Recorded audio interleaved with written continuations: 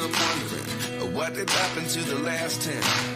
I ran away with my life, fast forward, never turn back again. It's kind of funny that the more we pass time, the more we need to set the rewind. And 19 was the year I had to leave you, but now I'm seeing all the signs. Is this really happening? I can't believe it's true. I'm just as surprised as you. Is this really happening? I can't be too sure, but one day I'll be yours again.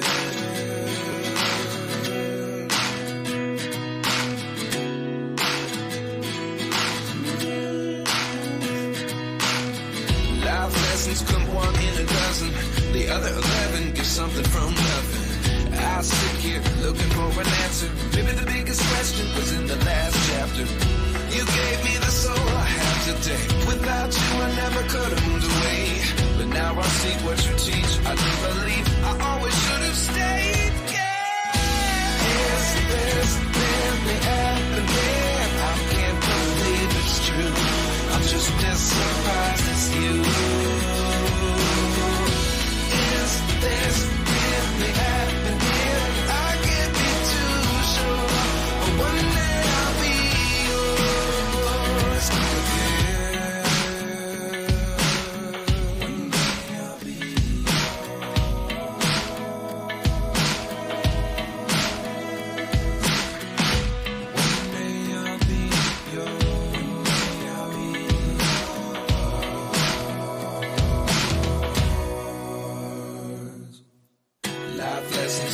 in a dozen. The other 11 get something from nothing. Life lessons come one in a dozen. The other 11 get something from nothing. Life lessons come one in a dozen. The other 11 get something from nothing. Life changes, just open the door. One thing's certain, I'll always be yours.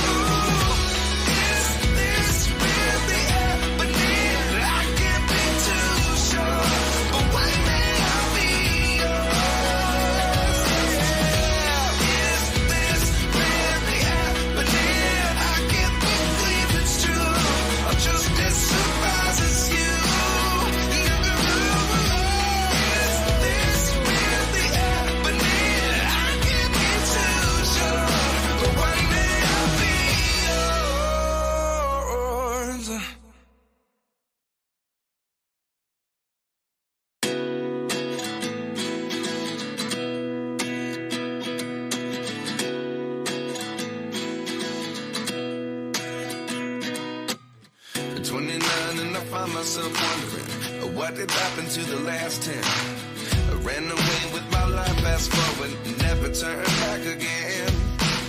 It's kind of funny that the more we pass time, the more we need to set the rewind. And 19 was the year I had to leave you, but now I'm seeing all the signs. Is this really happening? I can't believe it's true. I'm just as surprised as you. Is this really happening? I can't be too sure, but one day I'll be yours again.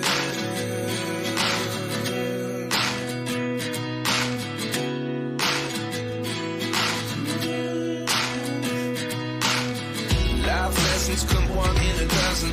The other 11 get something from nothing. I sit here looking for an answer. Maybe the biggest question was in the last chapter. You gave me the soul I have today. Without you I never could have moved away.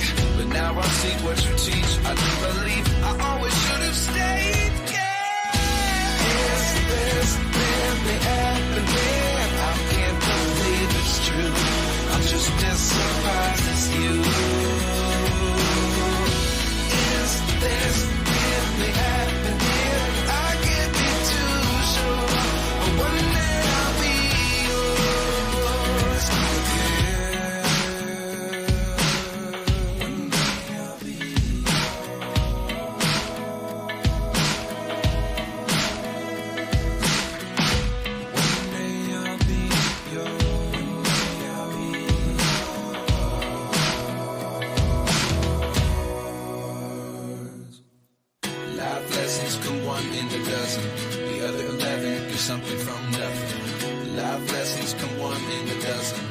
other 11 give something from nothing. Life lessons come one in a dozen. The other 11 give something from nothing. Life changes just open the door. One thing's certain, I'll always be yours.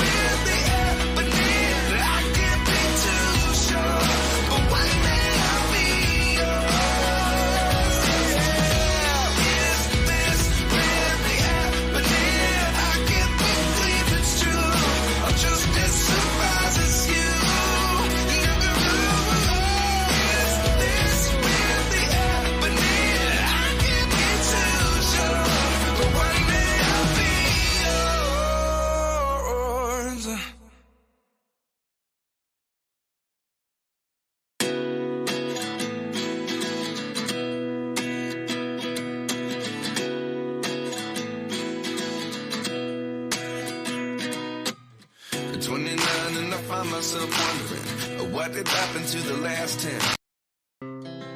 Our hearts beat to the city streets. We began to feel the fire. We rise like tall buildings as the chemicals they take us higher. The night's young and it's just begun as she puts her hand in mine. We wanna chase the night, wanna dance to the light, pull stars from the sky, just two hearts running wild. Never sleep, never stop, as we shout from the top. We're gonna be two hearts running wild.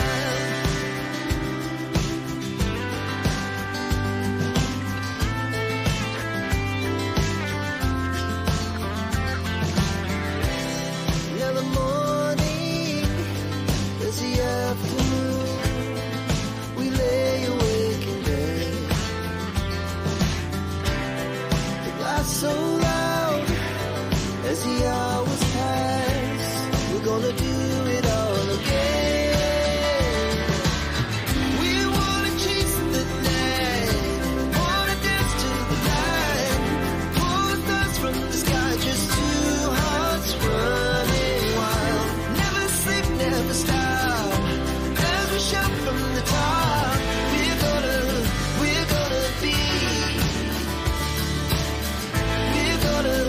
We're gonna be two hearts running wild.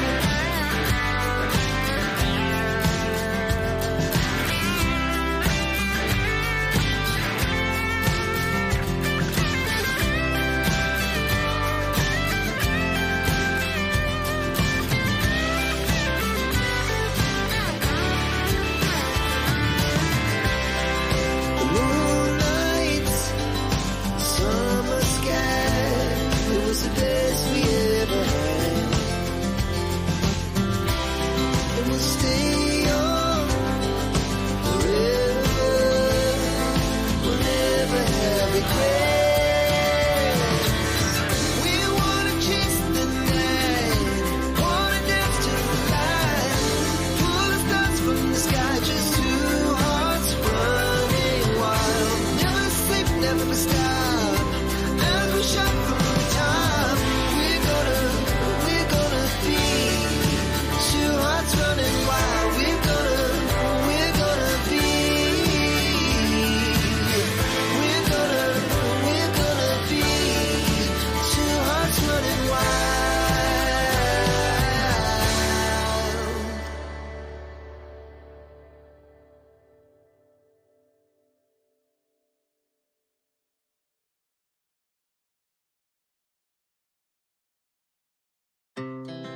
Our hearts beat to the city streets. We began to feel the fire.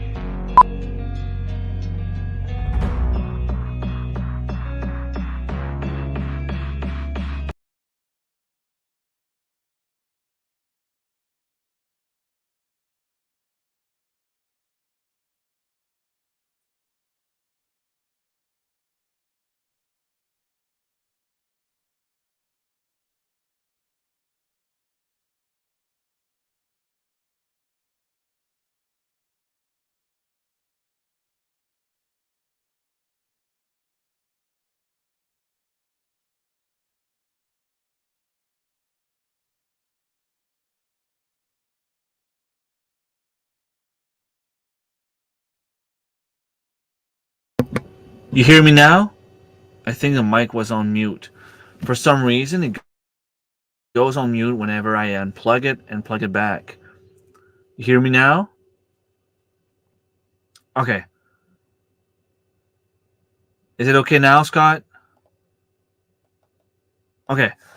So I have like my own little server here with all the stuff that um, I'm just gonna say it like this: all the videos I have of whatever, I have my own little server, and for some reason the hard drives, if they're plugged into one of those, I don't think you can see. Maybe this one here I can. Those little hubs that you can plug more than one um, USB in. It's not working, so I had to improvise, put everything from the computer onto this, and the hard drives on the computer directly. For some reason, it's doing better. Um, by doing so, the webcam was not working, the microphone is not working 100%, but I guess it's working now, so it's all good. So we have Fox at Outdoors saying that he's grabbing his daily supply, and he's heading home to do 4 hours of landscaping at home. So thank you for stopping by. Hopefully you give me a thumbs up. If you did not, I forgive you. And if you did, awesome. Thank you so much. We have Scott stopping in to say good day. And like I said, we need to figure it out. Give me some more details when you have a chance about May 3rd. Um, we definitely be stopping by for lunch at some point near Ottawa. For those of you who don't know, on May 2nd, which is Thursday in 2 weeks, in, 13 days, I am heading over to Quebec to go spend some time with Thorhaven Farm, Darren, and Brigitte. And the next day, we're heading over to Ottawa. Well, past Ottawa. It's like an hour away from Ottawa, I think. Denby View. Denby View Ranch is the name of the channel. Ron and Jenny. So, yeah, I'll be going to the Eastern Ontario Homesteaders Conference. And this is like the third year they're doing it. The organizer of the event changed. So it's a little bit different this year. It was Marcy, Learning Curve Acres, taking care of it the first 2 years. And it was awesome. We got to meet awesome people, made new friends. I learned a lot. It was incredible. This year, it's changing a little bit. The format is going to be a little bit different, but it's still going to be amazing. And we are encouraged to share as much as we can on our YouTube channel to try to get as many people as possible. From what I understand, there was like 4 different stations taking care at the same time. I enjoy these events because I get to spend time with my, what I call them, second family. I have like Marilyn and Annie that I talk to almost on a daily basis. Tracy from Tgif 141, Angie and Mike from Me and New Acres, Darren, Brigitte, Patrick Cost. Scott. I know Scott can't make it this year, but he's one of that family I have. Thomas from Little Life in the Valley is going to be there this year. Dave Knight is going to be there as well. And so many more people, so many more incredible people. It's just going to be awesome. And I'm leaving on Thursday morning. I'm going to try to do a live stream, but the problem is from Hamilton to Edmundston, there's no signal, basically, because we're in the valleys. And I might have like 30 minutes of connection until I get on the Quebec side, and then I'm going through the valleys again. And until I get to Rivière-du-Loup, I don't have any connection. So from there to Darren's place, there might be like 2 hours. Maybe I'll try to put the camera on, just go a little live stream, and see what happens. It's always fun. As long as I have someone, I know last year Tracy was there. I don't know if he's available again this year. As long as I have someone on the camera with me to read the chat, because it's illegal to look at your phone. So I'm just stop by the side of the road, put the cell phone on, recording and everything, and then start driving. Look forward, put the speakers on, have someone in the chat with me if I can find someone. So be it. If not, well, I might have to stay away from the live stream. But it's fun for me, and hopefully you guys enjoy it, because you get to see the landscaping. Like, there's a lot of deer, geese, wild turkeys, the fields, the farmers, the cities, so many things. And I personally enjoy it because I don't feel alone driving a 6-hour drive, because that's what I have to do. So I'm leaving here Thursday morning. I'm probably going to leave early because I'm always anxious to leave. And once I get to Quebec, I could just basically do whatever I want. And then depending what time Darren is home, I think he might be working. But if Marilyn is going to the conference, we're planning on going to the Floralie Jouvence, which is like a huge nursery store.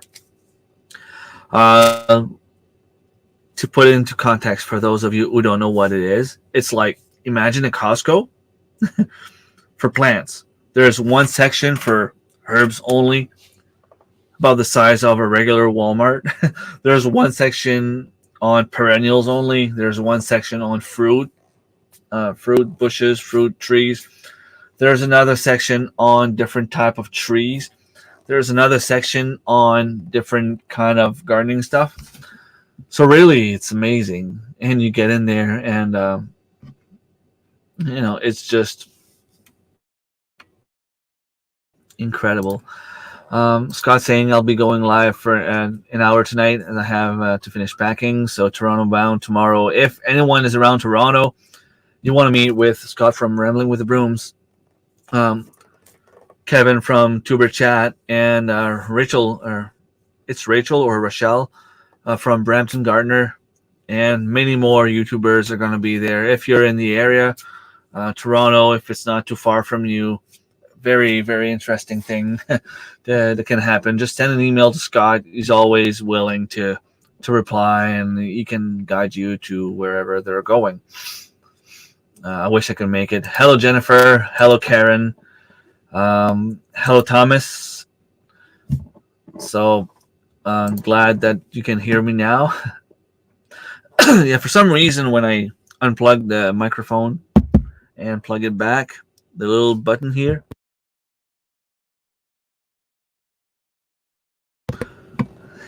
you can't hear me if I press that button, but now you can. Now waiting on Elsa. Hopefully get you once I get home. All right. Let's just say I'm feeling in a good mood tonight. The homemade wine. There's going to be a video coming out on that Wednesday. Oh boy, it's good. It's good, and it's like very, very huge success. Let's leave it at that. Self-medicating, okay.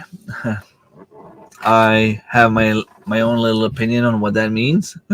I'm not going to say it live though, but you can write it in the chat if you want. So the conference is an hour and 15 minutes from Ottawa, which is awesome. Not too far, I guess. 28th wedding anniversary. Awesome. Well, happy anniversary in advance if I forget to talk to you. Well, we're going to talk again, but in case I forget, because my memory is not too good. Aren't you excited? The snow is melting. I got 2 branches here grafted. I'm so excited. Costco Garden Center in Moncton don't open till June. June! June is like, it's done. It's over. It's too late. Renault, is that like Renault, my cousin? Awesome. Hey, yeah, Renault is my first cousin on my mother's side, and yeah, he's probably the only person in the world other than my own kids and my like close my parents and my girlfriend that I never forget the birthday, except that one year. You know, every year I call him to wish him a happy birthday, and we always kind of joke about it because I think it's been going on for like 30 years maybe. And the one year he thought about calling me on my birthday is that only one year I forgot to call him back for some reason. I don't know. It was just weird. But yeah, I'm very, very excited about the snow melting. The only problem is I posted a picture on my community tab, and as you could see, my greenhouse, the plastic, I put it down because I didn't want the wind to tore it apart. Um, you know, we have a lot of snow, a lot of wind. I didn't want it to get ruined by the weather.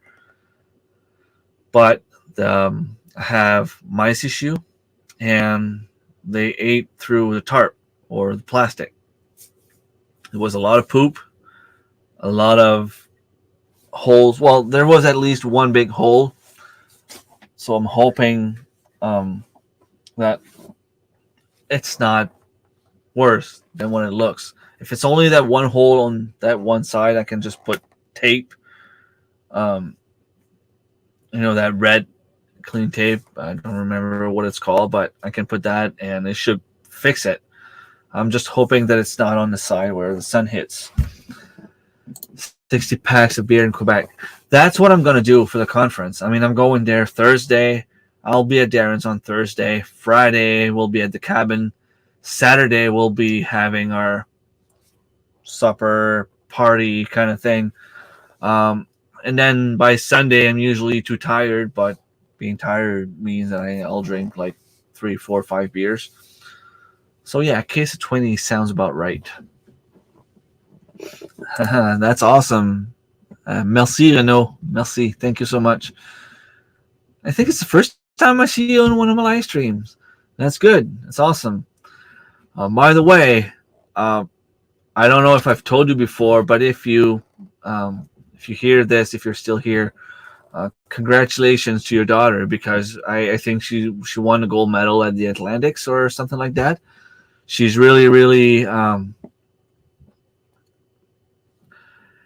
highly ranked in the Maritimes or the Atlantics in terms of what's it called in English? Like I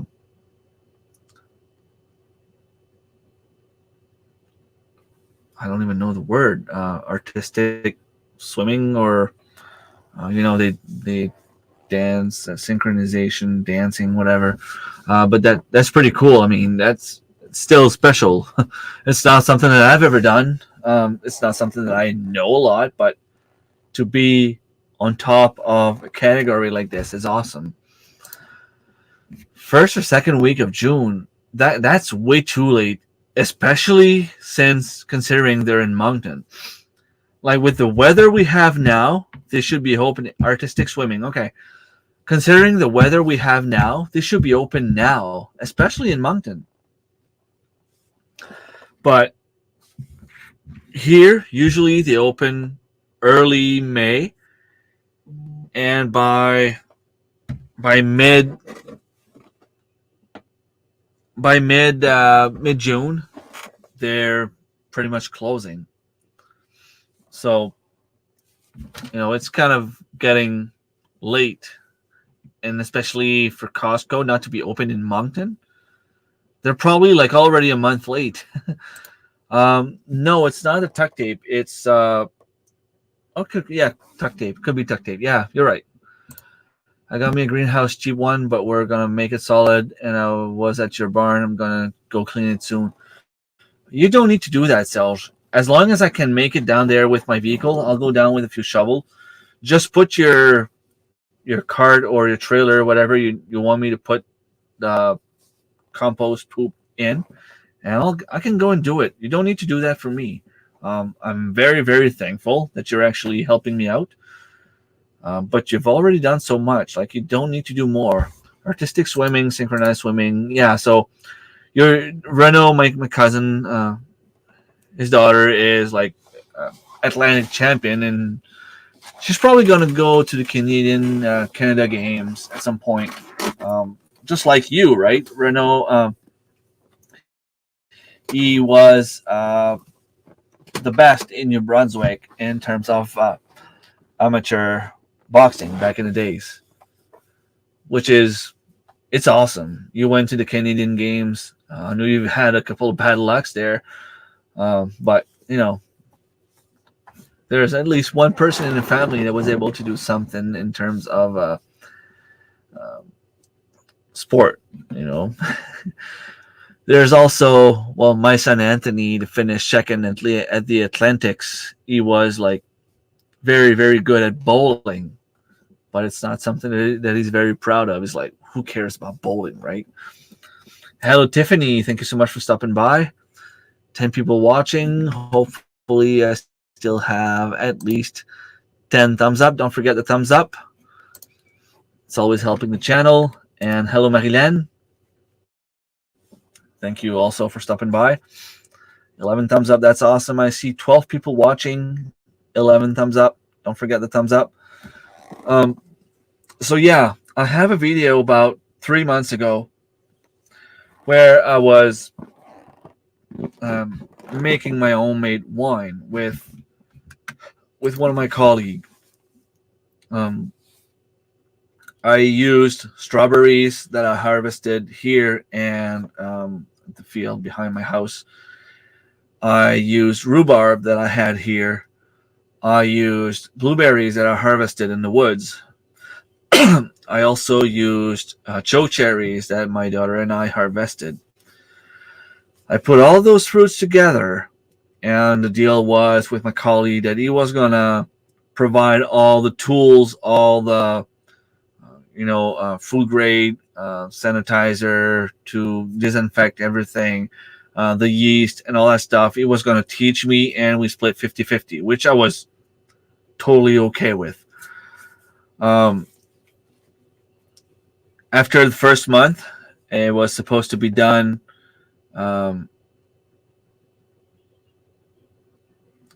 bubbling and fermenting. We switched it to second plastic container, and for some reason it was still bubbling. It was still fermenting. So when we tried the first time, it was already freaking awesome. Let's put it this way. It was already very, very, very good. A very nice fruity flavor. And even though I was amazed by the wonderful taste, he told me that it was just going to get better because according to him, you could still taste the yeast. I don't really know much about wine. As long as it can get me happy, make me happy, like I am now, it's all that really matters, right? So he did this, like we filmed the second phase, so we have part 2 already on my channel. We were supposed to do part 3, which was putting everything in bottles, about a month ago, but since it was still bubbling and fermenting in phase 2, which is not something that would normally happen, it's usually done after phase 1, and then you have to let it sit for about a month just so that the yeast can go down to the bottom, and then when you come to put everything in bottles, the yeast is already like sitting at the bottom. You don't have to worry about it. But it was still fermenting. And when we tried the first time and it was already good, he told me that according to him, the alcohol level was at about 9.5%. I was a little bit disappointed because I was hoping to get a little bit higher than that. And even at 9%, I mean, I was still going to be happy at 9%. but I was hoping to have more. I was hoping for the maximum you can get with wine, which is about 18%.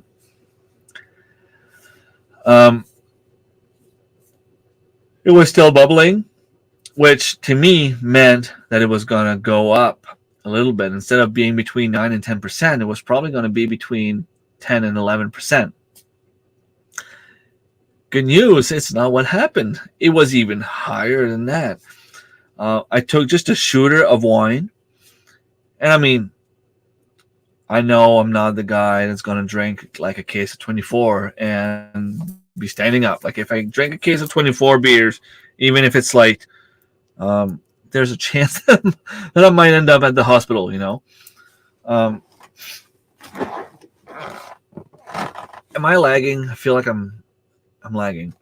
That being said, that one shooter was like, okay, it's a shooter of wine, but it's still burning a little bit. So I know it's higher than 12%. And according to him, to my colleague, it was about. Did you see something falling behind me? It was like right here, like a little white spot. According to my colleague, he told me that it was anywhere between 16 and 18%. I usually drink 13% wine from Magnetic Hill, a company from Moncton, a rosé wine, which is very, very good. And I can drink a bottle and be here and actually make sense. This would be the last of the first bottle, and honestly, I feel right up there. Like it's good, and I'm guessing it's anywhere between 17 and 80% alcohol, which is a huge success for me. Like it's amazing.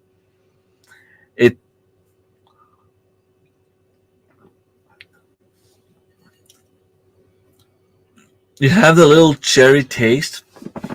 My oldest one thinks that it tastes a little bit more like rhubarb, but it's definitely anywhere between 17 and 18% of alcohol.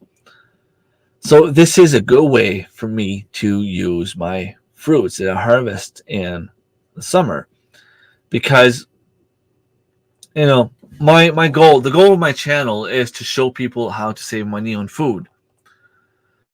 But it's one thing to harvest blueberries, strawberries, rhubarb, any other fruit, choke cherries and things like that. But if you don't really know how to use it, it's kind of pointless. But and let's face it, is there anyone in the chat that doesn't like alcohol at all? Like I know there's a few people, but I also know there's a lot of people that would enjoy a nice glass of wine once in a while, a good beer once in a while. I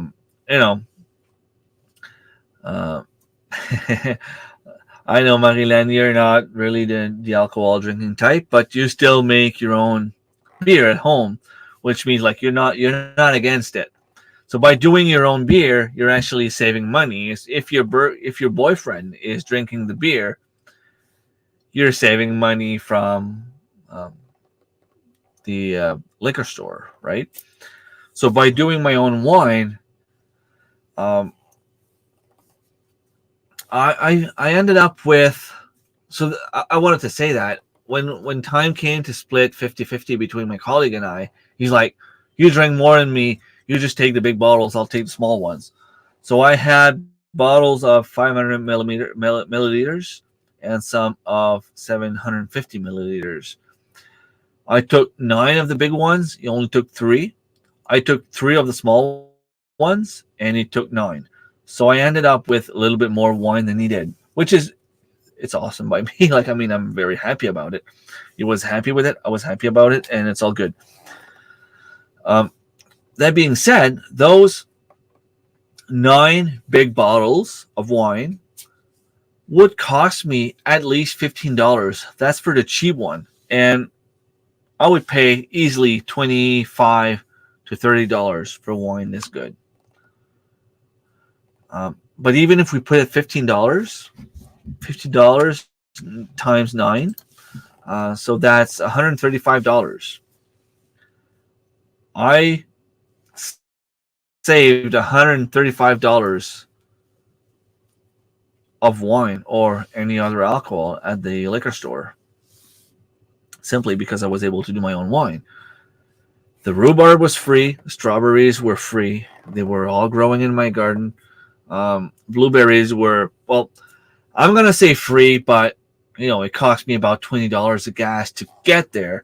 But I ended up spending time with my daughter, fishing, harvesting mushrooms. It's back in the days we used to go for a drive in the woods just because we enjoy being out in the nature. Going out to try to find some moose or just look at the trees, look at the trails, try to find new spots to hunt or whatever, right? So to me, being in the woods, like, I don't even count the $20 of gas, but let's say we still want to put it in. It was $20 worth of gas. And I saved $135 worth of alcohol. So it's still an awesome profit of $115. I know my colleague had to pay for the Star Sand, which is a sanitizer, food grade sanitizer that we use to sterilize all our gear. I ended up paying about $100 for the whole wine kit. He already had one. We kind of used most of his stuff and some of mine, but I enjoy doing it. So it's even cheaper when you think about it because I'm doing something I enjoy. Hello, John. Thank you so much for stopping by. I didn't watch Darren's video yet. It's on my to-do list. It's in my watch later list. For some reason this week, I just didn't feel like watching any YouTube at all. I was busy. I was distracted by other things happening. Just so much going on. But hey, I have a smile on my face. I'm breathing. I'm eating. I have food on my plate. A roof on my house. My kids are wonderful. I love them very much. I have a beautiful girlfriend here. My family is alive. So, I'll just leave it at that. Rhubarb is another thing I'm hoping to get this year. I started some from seed today, but I want to buy some this year. Hard to find, though. You can get some from Walmart or any other store like this. But like I'm saying in one of my previous videos, you have to buy them as soon as they come out of the store. You have to soak them in water for a little while. In my video, I say at least 15 minutes, but the longer the better. Well, don't leave it there overnight, but like anywhere between 15 minutes and 3 hours. Spread the roots. Put it in good soil. Give it a grow light. Make sure the soil is moist. And it should work. And anyone who has rhubarb might be able to help you out. I'll see what comes back this year. If I have enough, I might be able to help you out.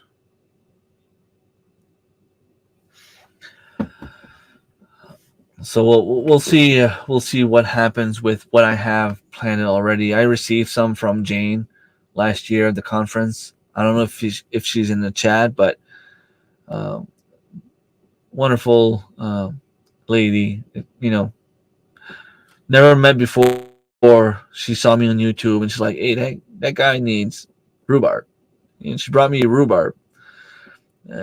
I'm so thankful. And she's talking about bringing me stinging nettle this year, which will be great and awesome. As long as it works, it's good. Yeah, and it does work. Trust me, it does. No lagging. Awesome. Hubby's watering our plants. That's great. I need to do that tomorrow at some point. My kids are playing handball tomorrow, and I'm the coach. Um, what wouldn't you do for your kids, right? I was helping back now. Awesome, thank you. Yeah, I know you don't drink alcohol, but imagine if you could do your own Pepsi, right? That would be amazing.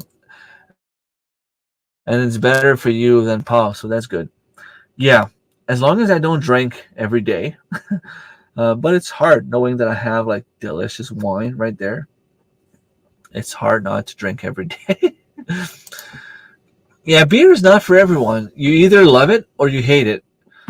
Um, the first few beers I drank, it was not the best, but it was the cheapest alcohol out there. And when I started drinking, it was cheap, efficient. When you're, I'm not gonna say teenager. Well, I was a teenager. I still remember, my dad giving me my first beer. I was like around 15, 16. And we were home.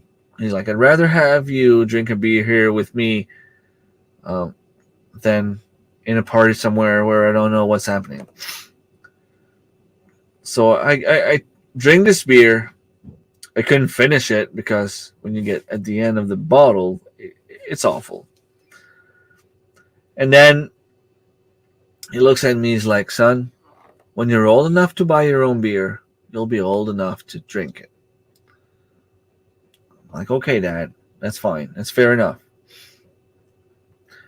Back in the days, all you needed was your beginner driver license.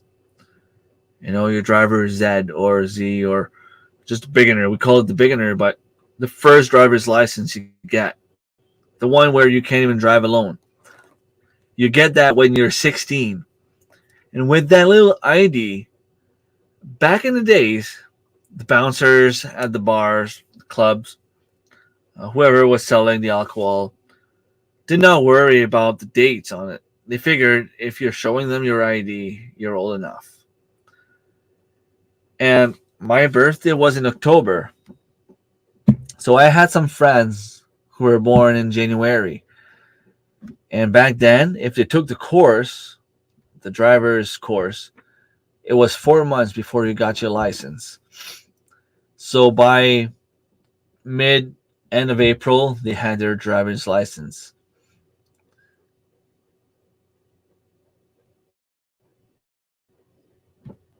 By the time I was 16 with my beginner license, I was able to go and buy my own alcohol, my own beer. I would have to go with them, but I could still go myself in the drive-thru, saying, "Hey, I want a case of beer." Back in the days, it was $11.99 for a case of 12, and the beer I was drinking back in the days was Milwaukee Best Dry, which is awful, really, when you think about it. It's not the best beer, but it was 5.9%. And those were the days where I could still drink. When you're a teenager, you could drink a case of 12, go to school the next day, nobody would notice.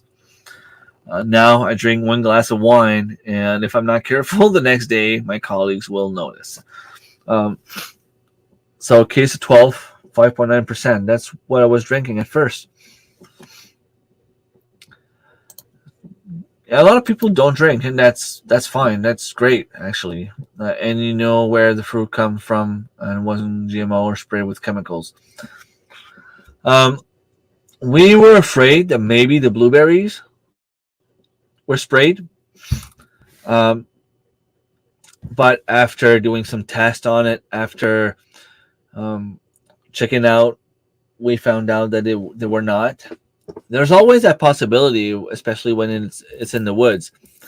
But we let it soak in the water for a few minutes, like not the whole batch, because obviously we didn't want to have everything in the water at the same time. But we clean everything regardless. We soak everything in the water for a few minutes. But I took like a handful of blueberries, put it in a glass of water, and let it sit for a few hours to see if there would be like any change in the water, any color, any, when you drop oil in water, you can see like a little rainbow kind of thing in the water. None of that happened. Um, the water was still like it had no smell. It was clear as far as I could tell. So I feel good saying that there were no chemicals on the blueberries, and I know that people go there to eat the blueberries. So I don't think they would do it on purpose. I hope not. Yeah, I have some seeds as well, and I know it grows wild here, so that's why I don't really mind uh, throwing seeds all over the place because it's supposed to be growing here. I just don't know where to find it. So I'm gonna go on my dad's land and throw some seeds and see what happens. But I'm also gonna have some from Jane. She promised me she was gonna bring me some, and I know she will. I could do Pepsi with kids. It would be too dangerous for me. Yeah, Pepsi is Pepsi. People that drink Coca Cola. They don't know what Pepsi is. It's not the same. Trust me, it's not the same. We haven't had a drink in years, though I miss making my homemade wine. Yeah, I've been curious. I had a friend of mine a couple of years back. Um, you know, I would just buy the kit and it would make me wine. And it was a lot cheaper than what you get at the store, but it was very, very high in sugar. Um, you could easily drink a bottle or two bottles of wine in a night and be like totally fine because the alcohol level was not very high, but it was so good. Dragon fruit was my favorite wine, but with this, honestly, like this is good.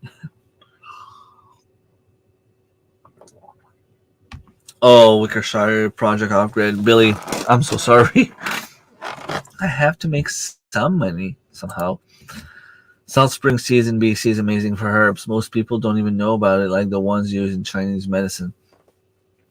Yeah, there's a lot of plants out there that will offer awesome benefits. And I was talking to a few colleagues today, and I was telling them, like a couple of years back, let's go back before 2020. Let's go back to 2019. We would buy roughly $800 of grocery bi-weekly. And I'm not sure. I'm guessing it's probably closer to 500 bi-weekly now. We still have to buy milk. We still have to buy like butter, ketchup, salt, pepper, things like that. Although I could probably do my own pepper. There's like bread, things like that we still have to buy. But if there was an apocalypse today, I could probably eat for another 2 years, at least a year. I'm gonna stay on the safe side and say at least a year. And I have 5 kids. So growing my own food has been amazing. Like I might not be rich. I might not have $1,000 in a safety account somewhere in case something happens. But if I lose my job tomorrow, I know I have food for a while.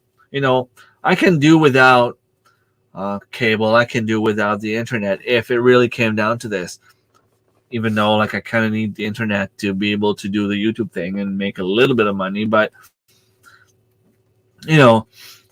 I can do without a lot of things.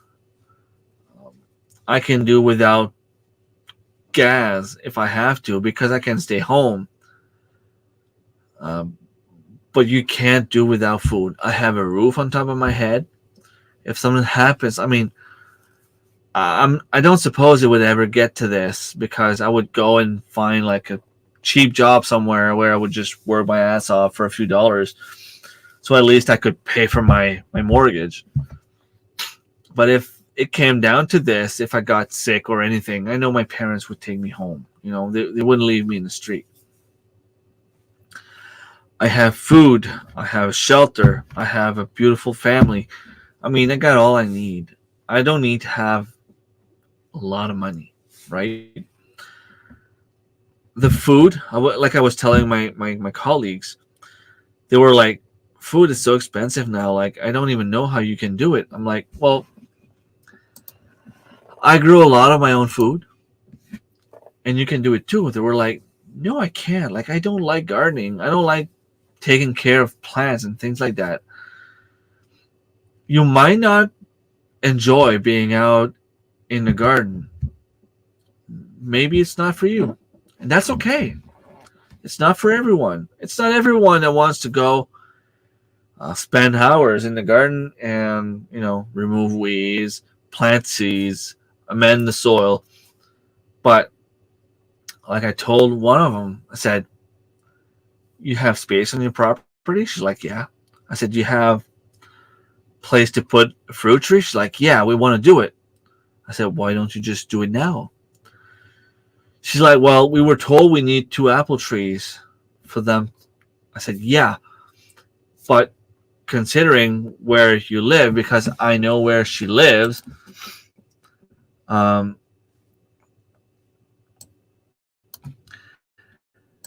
know where she is. She has a lot of apple trees near her house. And as long as you have 1 apple tree anywhere near your property, you're good. You're good. If 3 houses down the road, they have an apple tree, you're good. It will hopefully pollinate because the bees travel a lot. More than we imagine.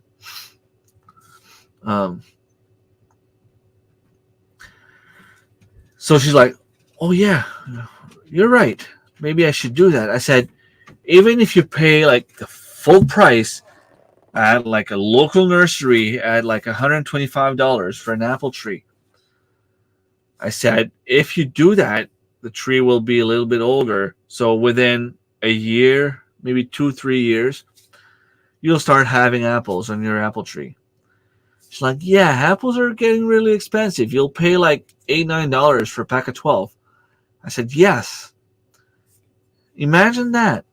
For a pack of 12 apples on an apple tree, on a bad year, you'll get about 40-50 apples. So in a bad year, you'll end up with, if you get 50 for 8 apples, 6, let's say 6 packs at 12. No, I said 12 apples. So 4 packs at $8, $32. On the bad years, you'll end up with $30 worth of apples on a bad year. In 4 years, your investment is already paid for. And that's if you don't get a good year, because if you get a good year, it could be even more than that. And I was telling someone else, I said, hey, I know where you live.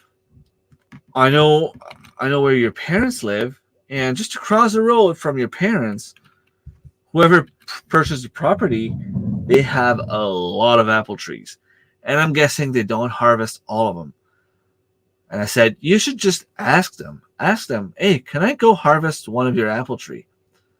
Chances are they're going to let you harvest at least one, if not all of them. They're probably going to, most of the people don't even worry about those things. I said, if you do that, I know for a fact that property that their neighbor purchased has at least 10 apple trees. At least 8 of them produce. A mature apple tree will get you anywhere between 50 and 100 pounds of apples. And that's free. That's free.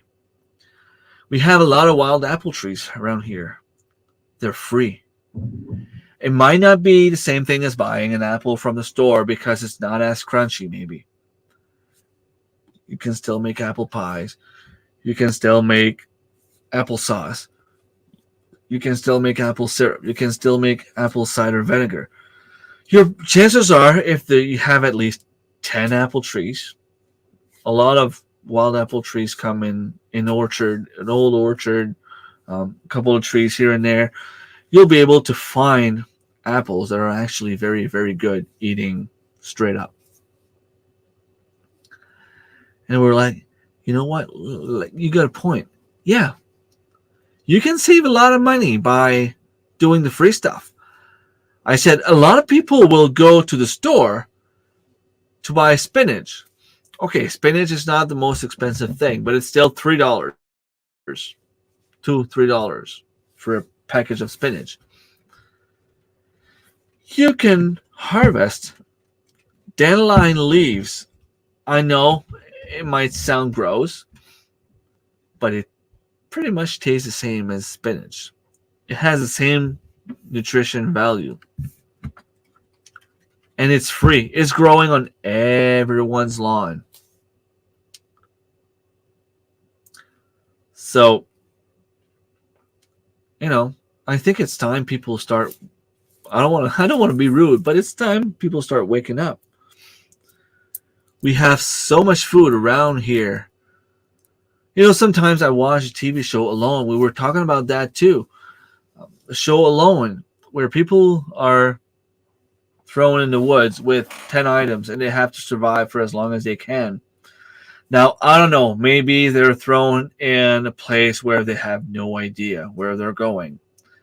Maybe they don't know that they're going to Alaska or Newfoundland or, if you have no idea at all and you're used to forage in your area, it might be a little bit harder.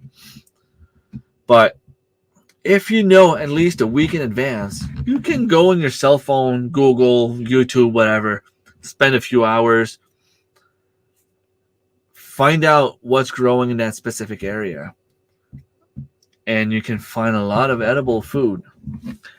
And it's even more of a case in your area. If you, on your property, I'm willing to bet that there's at least five edible plants growing on your property that you don't even know about. Well, maybe you know about the dandelion, but people are starving all around the world, yet there's food everywhere. Where do you think people got their food if you go 500 years ago? The natives that were here. They didn't have stores. They couldn't get oranges from California. They didn't order strawberries from Mexico. They had to deal with what they had home, with what they had growing around them. They would use pine needles, spruce needles to make tea, which is very, very high in vitamin C. That's helping with the immune system. That's very good for the body in general. You can grow a lot of food, but you can also find so much wild edibles. Whether it's other catkins, the male ones, rose hips, wild fruits, wild plants. I mean, I'm not saying just go out there and grab anything you want, because you have to do your research. But once you get to know what's growing in your area and you start looking around, you'll see that there's a lot of people that actually know what they're doing, and they can teach you. And if you're not sure, ask them to eat it. If they don't die in front of you, it means they were right. You can eat whatever they were eating. Sea plantain is one of my favorite food in the world. Imagine eating kale with a salty taste. You don't even get the grassy taste. Kale tastes a little bit like grass, but sea plantain does not. It grows here. I have a beach not too far. I'm pretty sure, Marilyn, you probably have that too. You just don't know what to look for. But if you went online and try to find sea plantain, you would see what it looks like. You can look for lookalikes, try to have an idea what could be dangerous. Find someone that knows what they're talking about, like me. If I don't have the answer, I will just be straight up with you and say, hey, I don't know. Don't eat it. But if I'm 100% sure about what it is, you just found some free food. There's no reason people should be starving. There's no reason at all. I'm glad you're here by now, Billy. Thank you so much. Coke is, yeah. Actually, I don't like root beer at all. For me, it tastes like funky Coke.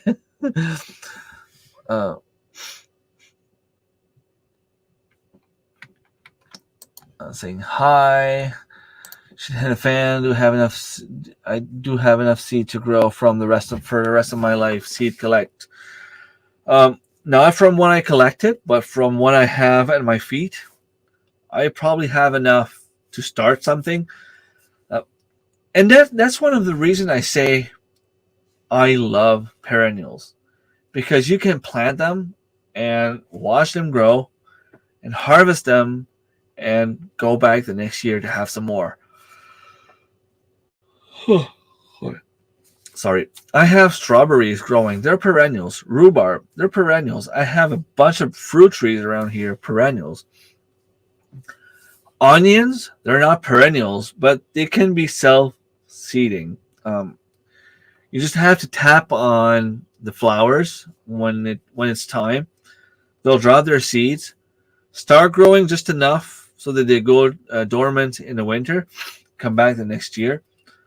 I had some cannabis seeds from cannabis plants that just ended up falling, and I'm going to have to remove some because they're growing all over my greenhouse. I'm going to have to go and remove them from there because in Canada we're only allowed legally to have 4. So I'm going to have to either give some to a few friends or just get rid of them. But there's a lot of plants like this that will self-seed. Dandelion is one of them. They're perennial, but they will also propagate like crazy. We have chicory is also a very good one. The roots, the plant, the flower, everything is edible. Fireweeds. If you go in the field anywhere around here, it's full of fireweeds. And those are edible plants. The leaves, the flowers, the stem, everything is edible. And I'm not saying it's as good as a wonderful, well-cooked steak. It's not what I'm saying. It's not going to be seafood quality. But in a survival situation, in times where food is so damn expensive, save some money. Go find some information. Go get a book. It's costing me $800 for my foraging class. And honestly, it's worth it. It's totally worth it because I'm learning so much. So much. I'm going to harvest more than $800 worth of food in the first year alone. And that I know because I've already started doing it. I'm already maybe $20 worth of food harvested. And it's not even spring yet. Like it's spring, but we still have snow. I can't really go and forage yet. I only harvested a few things from the winter. Yard is currently flooding with blackberry. See, it's awesome. That's awesome that you can actually get to do that. I know Sal, I don't know if you're still in the chat, but he has a land with a bunch of wild apples. Now it's just going to be a matter of going there and trimming the trees. And I think we should do that. If you're still in the chat, Sal, Sunday would be a good day to do that. I can go help you. I can go help you do it. At the same time, start putting some of my hair layering root balls on some of your branches. But it's free. It's there. It's a bunch of apples. I have a bunch of grapevines, I should say, honeyberries, blueberries, strawberries, raspberries, blackberries, pears, cherries, um, rhubarb, uh, white currant, black currant, red currant, gooseberries, so many different kind of berries. Um, it's there's no reason why some people should not do it. We all complain and food is expensive, but most of the people that complain don't even try to grow their own food. It's like my dad complains that the food is expensive, but okay, I get that, at a certain age you hope to be able to retire, and I hope that when I turn 65 I can retire as well. But nothing stops you from planting an apple tree. Nothing stops you from planting a few strawberries, raspberries. You can go in the woods, grab an apple tree, a small one, plant it on your property. It will grow and grow some apples at some point. Go at the grocery store, you buy apples. Go at Walmart, buy an apple tree. I just, to me, doesn't make sense that people just won't go and get that done, right? Like, it should have been done 20 years ago, but people didn't know better, and it's okay, and that's why we're here. But now, you know what's coming. You know it's not going to get better tomorrow. It's going to take a while before the curve starts going back up, before the economy is better. So we need to start growing our own food. I have to devour my neighbors for my coffee supply unless dandelion root has caffeine. Yeah, it doesn't. But let's say you didn't hear me just now and you didn't know. If you took chicory roots, that would also I'm not saying it would completely replace coffee, but it has a similar taste. I need blackberries here. I have mostly apple trees and hazelnuts. Haven't found anything else on my land yet.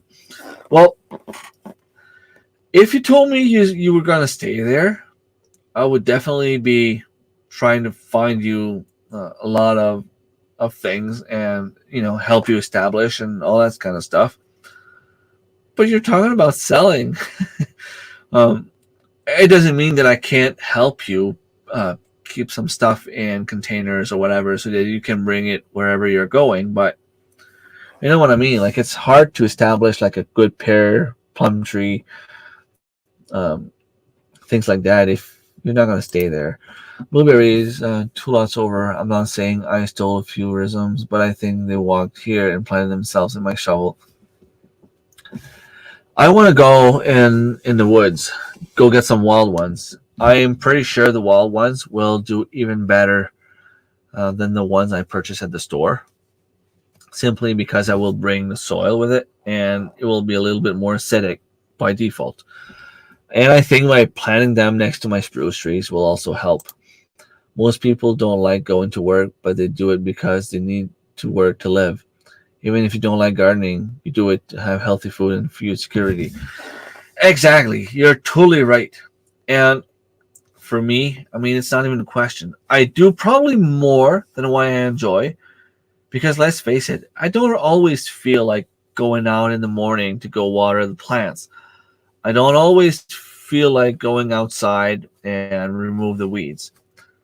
But I do it because I have 5 wonderful kids that I love very much. And I want them to eat as healthy as possible. I want to save money on food. And seriously, honestly, what else am I going to do? In the summer, I garden. I go out, drink my coffee, remove the weeds in my garden, and, trim the plants, trim the trees, whatever I need to do. If I wasn't doing that, I'd be going out to the farmer's market spending money, or somewhere else spending money.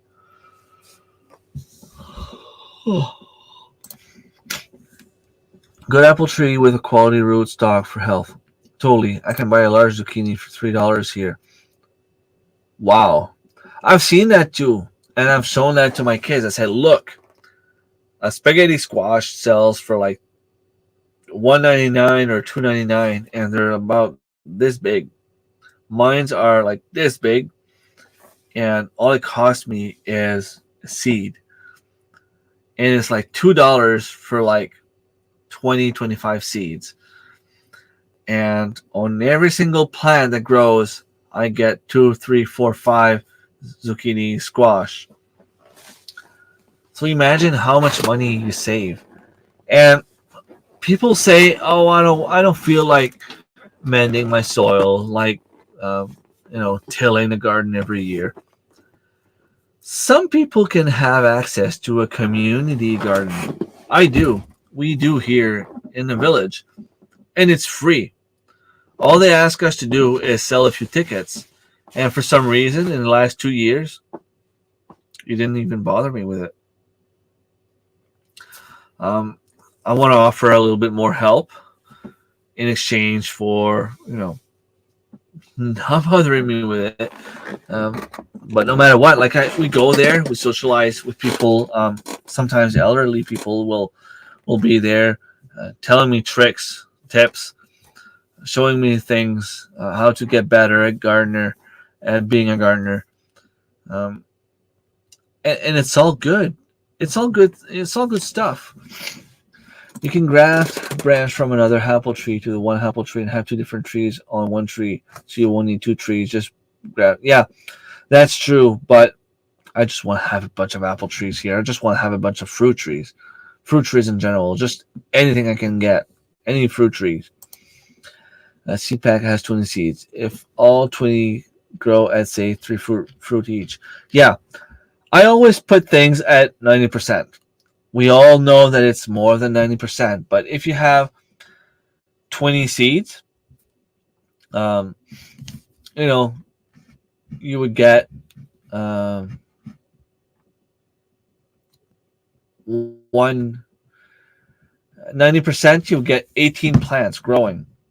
If out of 18 plants, you should get at least three different fruits, vegetable. So you're a winner no matter what. Her little gingerbread house. I'm doing great. I'm trying to remember your name. Michael and Kristen. Am I right? $180 in veggies just from one seed package. Yeah, exactly. And most of the time, you don't need to do much. Just put the seeds in the soil and let it grow.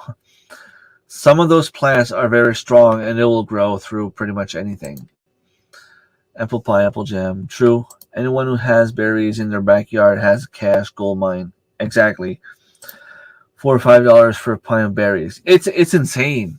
And it's even more than that here in Canada. Yep. People start using your beautiful rhubarb. Boil it with orange peel and drink it as tea. Loaded with antioxidant vitamin K. Healthy bones and prevent blood clots. Heals liver. Really? Orange peels is something I've been wanting to keep for a long time, not knowing exactly what to do with it. You put rhubarb and orange peel and make a tea. I wonder how rhubarb would dehydrate.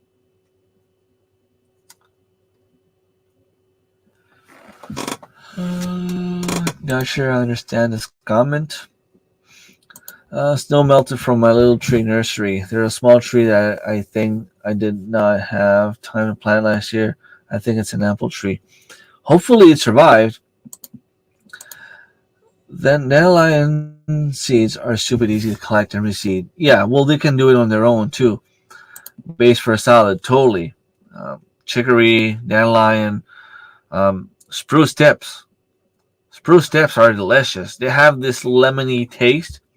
Put that in a salad, and you are rich in vitamin C. And spruce in Canada, they grow everywhere.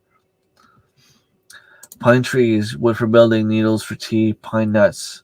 Cost an arm and a leg to buy. Yep, true. Plan to go major burnade. can be eaten in limited amounts.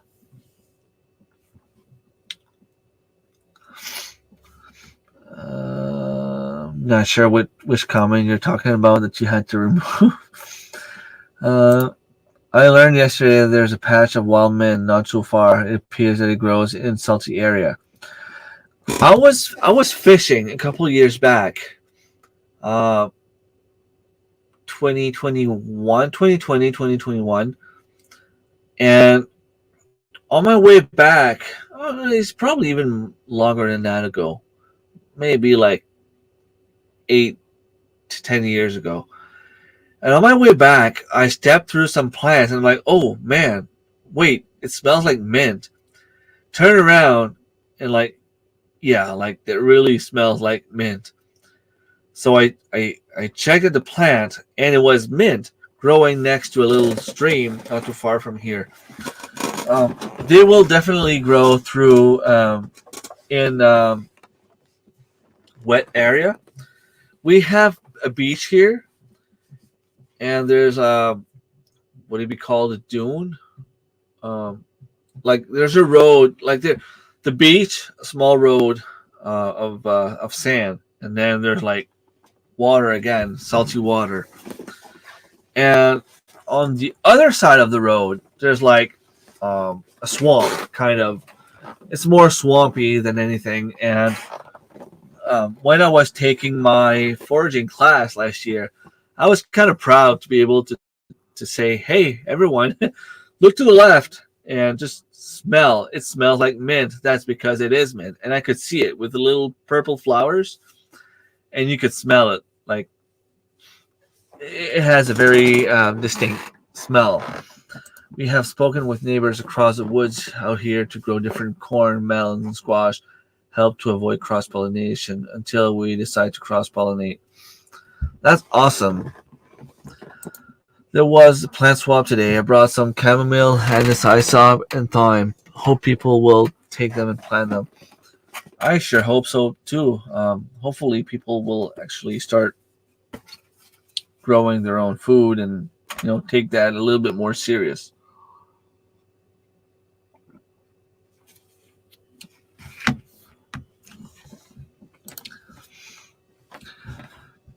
Yep, plant them in the woods. Yeah, if you don't have space home, find a place in the woods where, if it needs sun, plant it where you know there's going to be sun.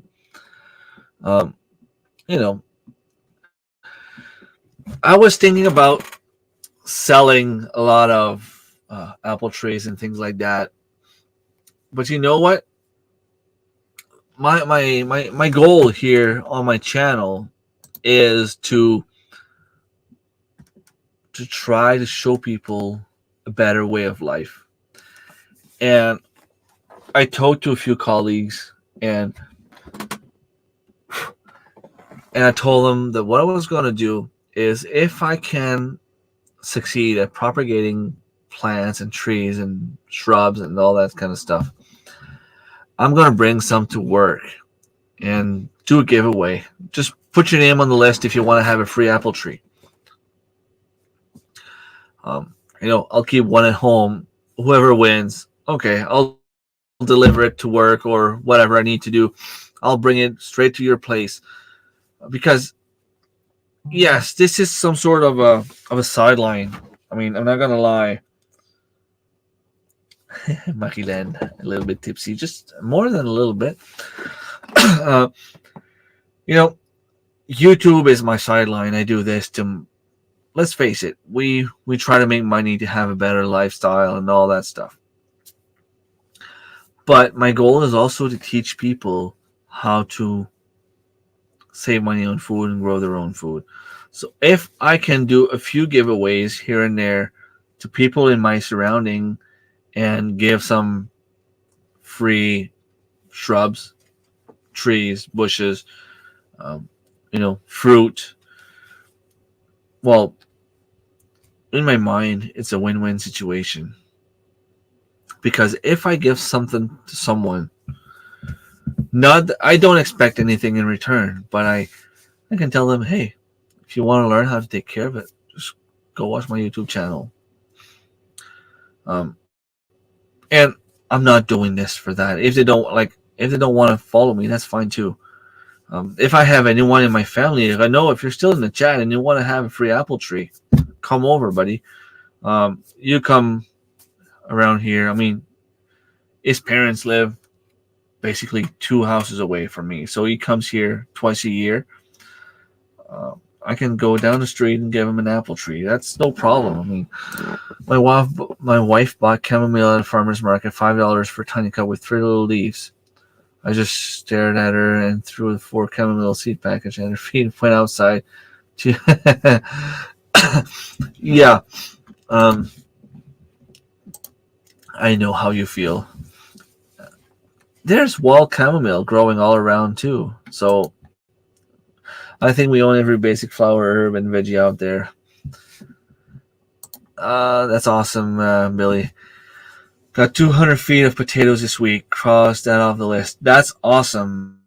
And I don't think I'm going to be planting any potatoes this year, but I want to get things ready for maybe the following summer. I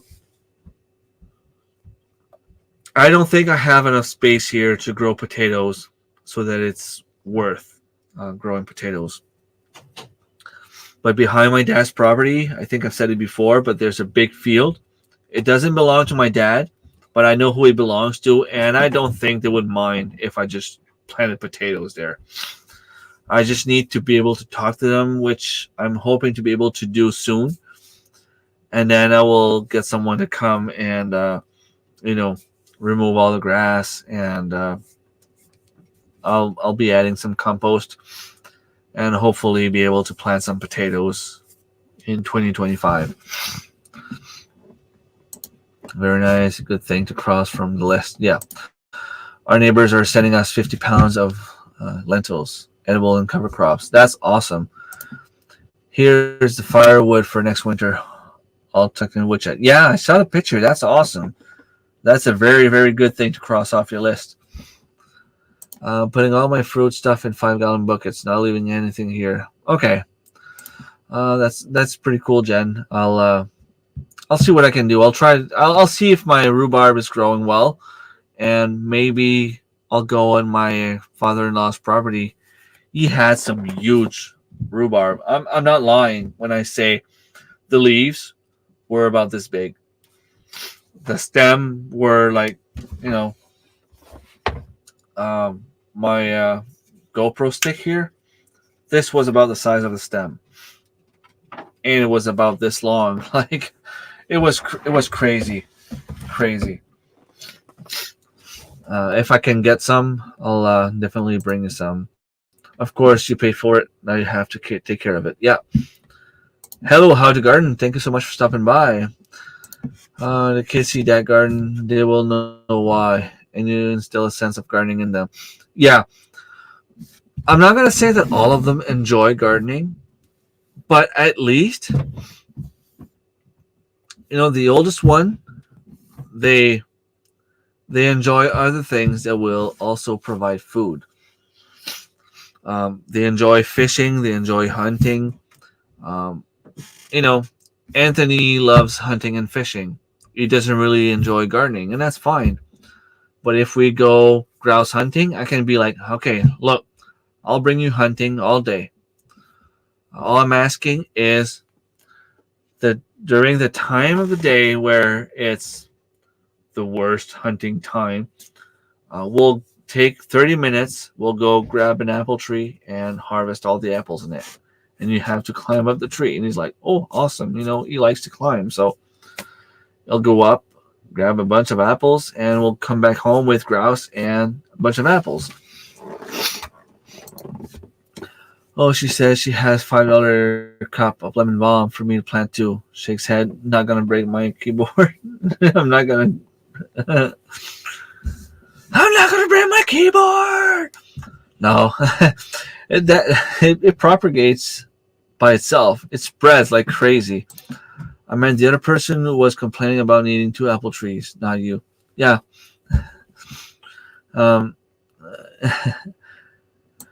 Courtney's on 5 perennial fruit gardener. Courtney? You're Courtney?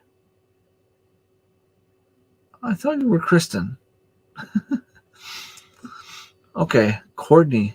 I'm never going to remember that because in my mind you're Kristen. I'm just going to call you Kristen. No, but seriously. I have to remember that. It's going to be tough going. But I'll try my best. Yeah, time to garden, Marilyn.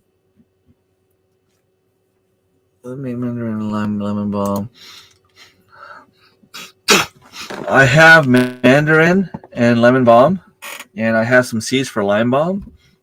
Hopefully, they will sprout and grow.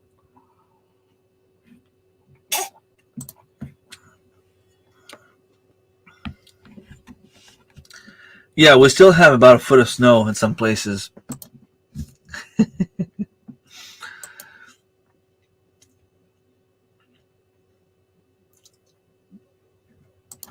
Dave, you go crazy living here. Imagine you're like in zone 8, and we're like in zone 3 and 4. We still have snow. It was a huge frost. I can live with the frost though. I just wish I could go and get my plastic on top of my greenhouse, so that at least I can start planting stuff in my greenhouse. And I know I'm gonna have to fix it and put some beams and a few 2x3s just to stabilize it a little bit more and make sure it's strong enough. We have mint in the cheap 3-room connected container. Looks like a green stack chamber, but the cheap dollar store type mint was one in chamber last year. This year's it's popping up in chamber number 2. Awesome. I've been drying purple dead nettle, dandelion, and mint from the edge rows. Purple dead nettle. I for some reason I thought those were toxic, and I just found out lately that it should be, it should still be good to eat.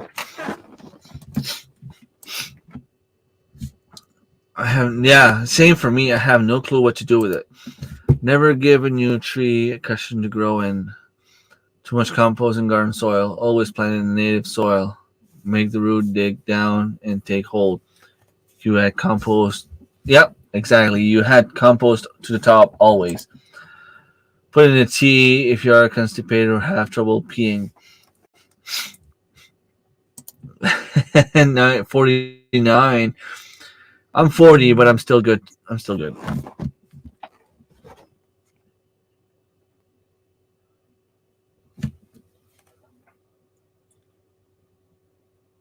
Okay, Courtney.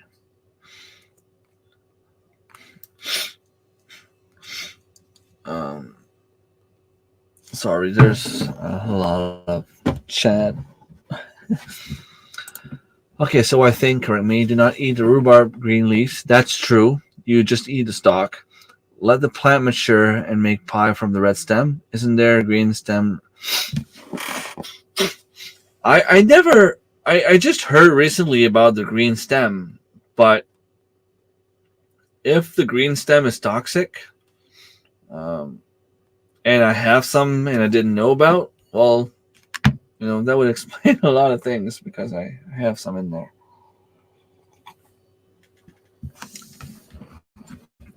Natural plants are so much better than store-bought. That's true. It's probably got decades of leach mulch and animal fertilizer. That's serious rhubarb. Yeah. My girlfriend's grandfather, who passed away a couple of years back, had that behind his shed. He had a few plaques of cement and the rhubarb growing between them. So the plants were huge.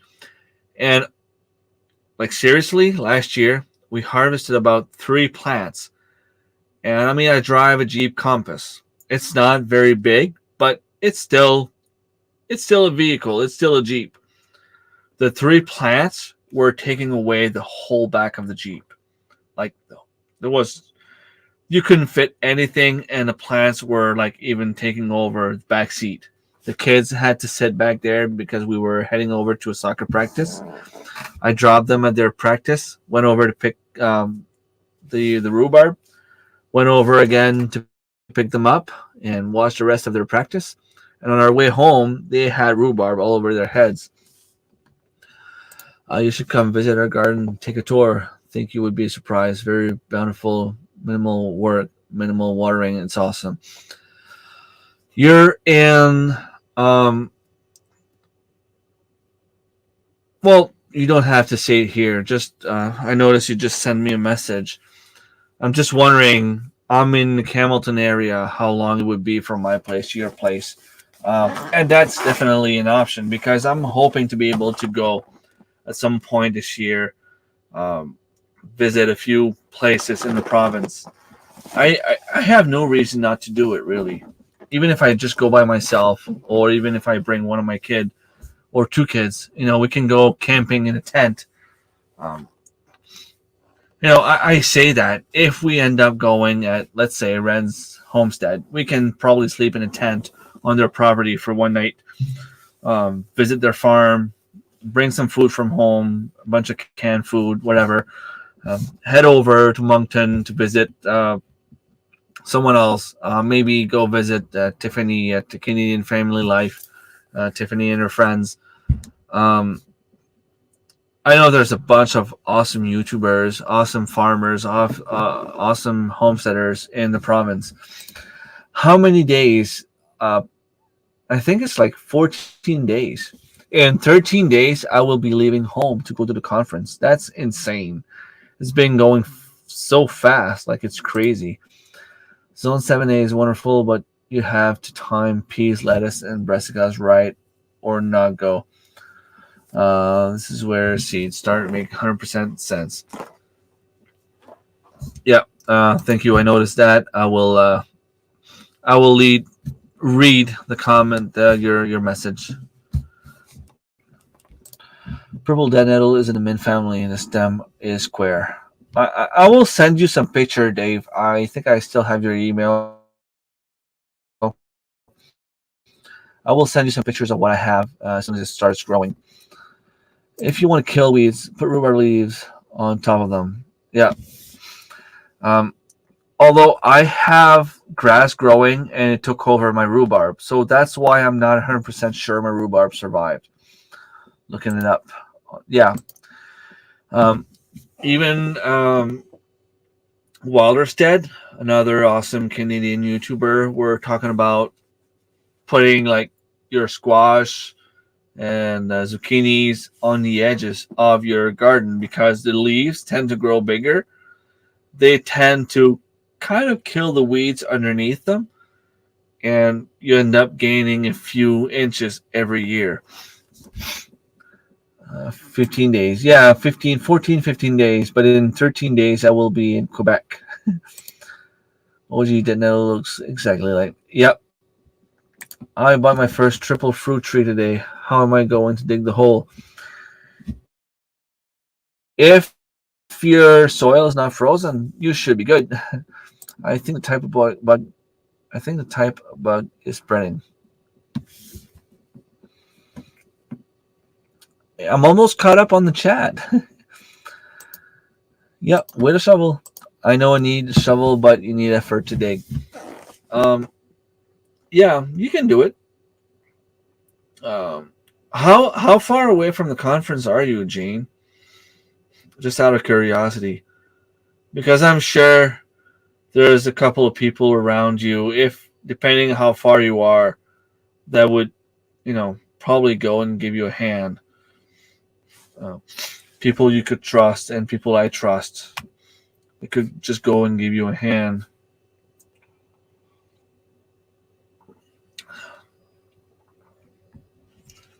Oh, that wine is good. So I've been on for an hour and 35 minutes, and I still feel like chatting and talking. That's good, right? Or am I just too tipsy? This is my first week back at the pharmacy, my old job, my new old job. I was working for the pharmacy for the past 14 years. And in January I left for the payroll. And thank you, I'm glad that I'm good. And this week I started back at the pharmacy, and honestly, it's been great. I'm going back. Uh, I came back to the pharmacy. Really didn't really have much expectations other than putting the past behind, looking forward. I really wanted to forget about the bad things that happened, um, whether it was with the management or other colleagues or the work itself. And so far, I was able to do that. And I think that the 3 months break that I took was enough to give me the strength to maybe do a little bit more in terms of, showing colleagues better ways. I have some other colleagues that are still pissed or, frustrated at certain situations. They still see the negative side of things. And I feel like I am now a little bit stronger emotionally and mentally towards my job to be able to show them the better way of seeing things. Um, the only thing is, and I mean, I don't want to laugh about it because there's nothing funny about it, about what I'm going to tell you, but there's so many things happening to me in the past couple of weeks, which is one of the reasons why last week I didn't watch one single video. You didn't see me comment. You didn't see me on any single live stream. I was on the live stream Sunday on Vineyard Chicks.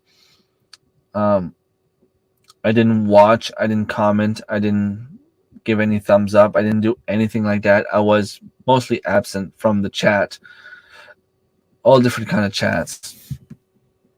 Um, you know, my uncle that was hit by a car a couple of weeks ago. Um, we're kind of still looking for answers, and I mean, it's my great uncle. It's not really like close to me, but it still sucks. Um, I had a little talk with you guys a couple of weeks back, like 2-3 weeks ago, about my buddy Alan. He taught me so much about farming, gardening, and I saw his girlfriend today, and I offered her my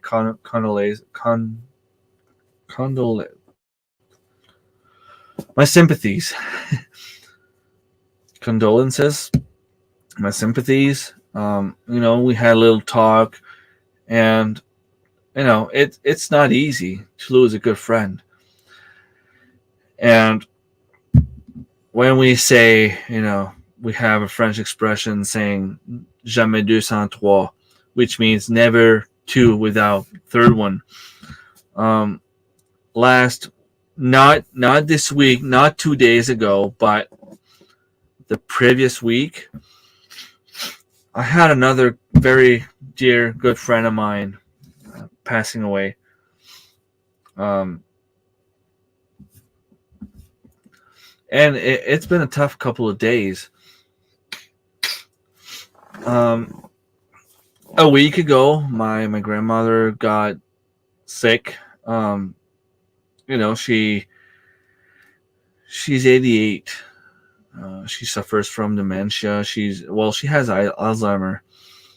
She doesn't know me, and that's very, very hard to see someone in your family not being able to recognize who you are, not knowing you. It's tough. But last time I was there, she was still my grandma. She was still the happy-going woman. Positive. She was smiling and laughing at every single joke I was telling her. She looked at Anthony. Anthony was with me. She's like, "Who's that? Beautiful young boy?" I'm like, "That's my son. That's your great kid." Oh, she's like, well, I did a pretty good job then, right? I'm like, yeah, you did an awesome job, Grandma. Um, it's they were talking about maybe putting her in palliative last week. I didn't get any other updates in the last week since last Friday, so I don't really know if she got better. She was fighting an infection, and at that age, with a fragile system, a weak immune system, things can go bad very, very fast. Um, so there's that happening, and I'm still trying to stay positive because uh, she's 88. She's had a great life, and as much as you never want to see people you love leave, it's I feel like we're ready for it. We're oh, sorry, wrong button. Um, I if it was just for me, my family would live forever, but that's life, and you know we're ready. We're ready for it. For my grandma, like if something happens, it will be sad. We will be sad. We will miss her, but we'll be able to live through it because she's had a good life. I really believe that she's had a good life. That being said, my uncle Alan, my buddy Jason, my grandma. There's a fifth thing that happened. Um, I don't want to go too much into details because it's still under investigation. But let's just say that um, it happened to my niece, and it's really troubling. Um, I'm just trying to find the words to say it properly. Um, I don't think I should even talk about it, but let's just say that it's rough. It's rough, and you can imagine whatever you want. And I'm going to tell you right now, it's even worse than you can imagine. Um, the worst thing you can imagine being done to a child, it's worse than that. Okay. So it's tough. It's tough, but regardless, I'm still here. I'm still smiling. I'm last week was better, was awesome. So that wine is good. Yeah. Yeah, but it was a good week at work. A bunch of new projects. They were kind of happy to get me back because they know when it comes to projects, computer stuff, technology, that I'm right up there, right, and I can get things done. I'm glad I was able to change the subject. The wine is kicking in. Yeah, probably. I had to get up tomorrow morning. My kids are playing in a tournament, and I'm the coach, so I have to behave. I have to be good. Um, even there's a lot of things that happened. Um, I'm not gonna say any names, and it's not like any one of you know what's going on, but as a coach, you have a responsibility towards your kids. Well, not your kids, but the kids you're coaching. And in the States, I don't know how that works. So I'm not gonna comment about what's going on in the States. I don't know if you're a volunteer in a team with athletes with no insurance, or I don't know what's happening. I don't know who's protected. I don't know what's going on.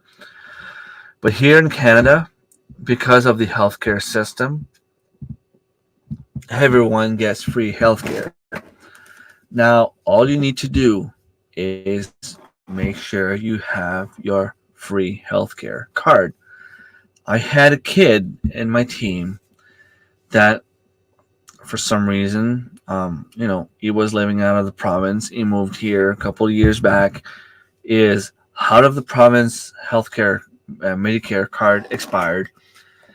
He was never able to get a new one from my province. I don't know why. I don't really understand why, but the kid had no insurance. And I've always been the kind of coach. I've always been a very competitive person. Anything I would do to win and do everything in my power to win. But I'm changing a little bit lately. I'm seeing things a little bit differently. Especially since I know that the team I have is not. I don't want to bring the kids down. It's not my goal. Like they're working hard. They're fun to coach. They're, I wouldn't want to coach any other kids. But we lost. We got crushed by a lot of teams this year. I have a team that would be rated A. We play in a league or in a tournament that would be ranked AA, which means that they're better than us. They have more players, a bigger pool to choose from than us. We never cut anyone except for this week. We had to remove that player from the team because of security reasons, because of insurance reasons. And it's not something I enjoy doing. But, we have to think about what happens if he gets injured on the play. Do I need to bring him to the hospital and get the parents to pay for the hospital fees? Or do I not bring him there and, be responsible for maybe having a kid with a broken foot or anything like that? And I didn't want to have that on my conscience. So we, after talking to the parent in question, we came to an understanding that it's better for the kid not to play. We will be participating in the A provincials, which I think will be good for the kids. They will be able to learn a lot from it. Funny thing about the team, though, if I want to go on the more positive side, there's this one team, we play against Campbellton. Campbellton is a bigger city than we are. They have two teams. The first team, which includes all the best players, they do whatever they want with us. They beat us 38-3 in the last game. Okay. But they have a second team, which is considered an A team, like the second team, the B team from that city. That team was able to beat us 5 times in the 5 games we played against them. And when we play against them, the kids have a mentality of, okay, well, they're better than us. We have to try hard to beat them. But that team lost against 2 other teams that we were able to beat, and those 2 other teams crushed them. Or, well, at least they beat them. Like it wasn't necessarily close. So I'm hoping the kids understand that it's not because you win against someone that you're going to win against a second team. And it's not because you lose this game that you have to lose every game, right? I've been trying to teach them that no matter who we play against, if we play our game, if we play hard and we keep things simple, because We know that we don't have like the strongest athletes, you know. My kids are grade 5. They're 10 years old. My son Lucas is playing on a team and he's 5 foot, 4 foot, 4 foot 5 inches, 70 pounds. We played against a team last weekend where they had 2 players that were my size. So I look at my son. He he goes to me here. You play handball. The guy has to jump on top of you to throw the ball in the net. Imagine the big difference that makes. Okay, it was David against Goliath. We beat that team. We beat them. And the kids don't seem to understand how big this is. We have 2 wins and like 20 losses this season. But the 2 wins we had were still against pretty good teams. And I don't care about the record we have right now. All I care about is how my team improves, how the players improve, how they get better. You know, I want them to get better. And we're heading in a tournament tomorrow with my 2 youngest. I had to put my daughter in nets again. You know, she's so tiny, my little cute little daughter. You know, she goes in net. She's a lot more brave than I am. She's braver than me because I go in nets and I'm like this. I'm like this. Like, don't throw the ball. You know, she's in net and she's trying. Imagine you have the 6-yard crease. 6 yards. It's not a lot. 6 yards. A player can jump in there as long as he throws the ball before he hits the ground. It counts. You have a guy that could be 5'10", 160. I'm guessing he was 160 pounds. Throwing the ball as hard as he can. And my daughter is like 5'6", 65, 70 pounds. She's brave. Going in nets, like, I'd be scared. I know she's scared, but she's still trying hard. And we were able to beat that team. And the only reason I'm talking about this is because in life, sometimes you'll have things happening where you think it's worth giving up. You look at this and you're like, oh, well, you know, that apple tree is dead. It's not going to make it. But you never know if you don't try. Like, we were able to beat that team. They were a lot bigger and a lot stronger than us. We beat them. And that's the beauty of sports. We could play that team 30 times. They would beat us 29 times, 28 times. That one game that counted, we beat them. And we're having a tournament tomorrow. Unfortunately, we have one of the good players missing, one of my best, like one of the top 3 players on my team is missing. But I told the kids last Thursday, this is giving you a chance to prove to me what you can do. This is giving someone else a chance to play more, to get more play time, because instead of having 6 players sharing the play time, and you only allowed to play 3 players on the field, so you know you have 50% of the play time.